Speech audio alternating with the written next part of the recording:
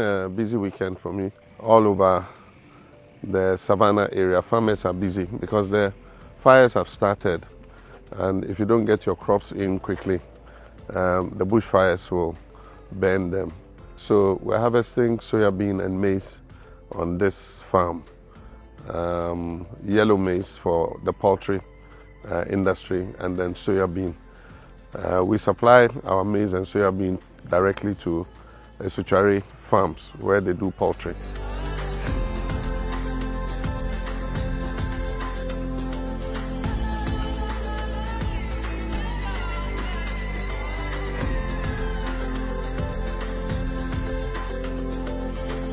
Earlier we were on the livestock farm. We started with the goats and the small ruminants, and we started with 300 of them. Right now they've increased to almost 500. We have another 200 animals, and we started just a few months ago, and so it's looking positive. We're going to add the other sheep and then also eventually cattle. And so we're doing livestock, and then we're doing crops. One of the major problems we had this year, especially with the crops, is the drought that occurred. After we planted, the rain came to a stop. It stopped raining, and so after germination, we had a problem with the maize and the soybean being able to take root.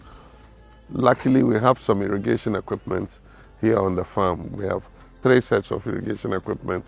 So we rolled them out, and that is what has saved part of the crop. But we lost about 40% of the crop. We were able to save only about 60%. Would have harvested more this year, but unfortunately the drought happened. So what we're looking to do is to go totally under irrigation. We have a small river over there, and we've drilled 5 boreholes, which are very productive.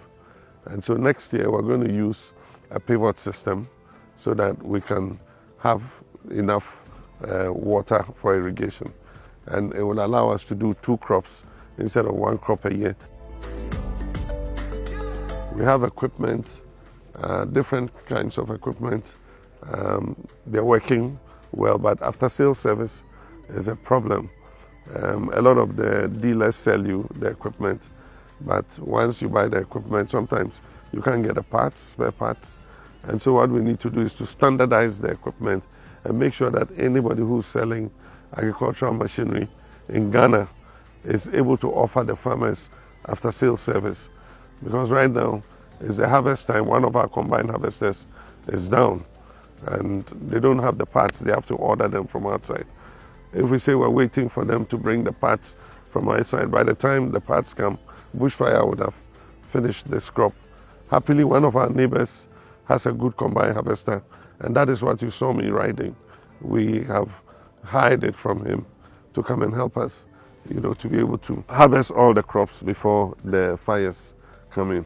And that's why I believe that we must have farmer service centers where we have specialized agencies repairing and operating the machinery, and then let the farmer farm and let somebody provide him the service of the machines so that it doesn't have to be his headache.